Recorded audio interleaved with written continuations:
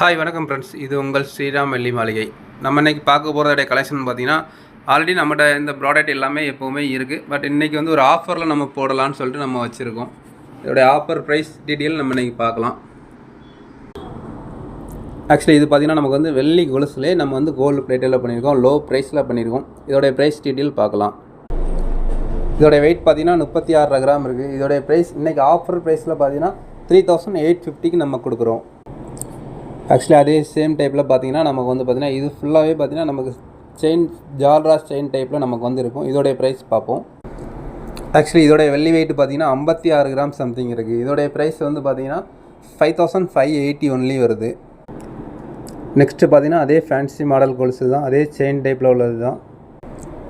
Actually இதோடைய wait பார்த்திங்கனாலுமே 56 gram something இருக்குது. இதுவும் அதே சேம் காஸ்ட் தான், 5580 வருது.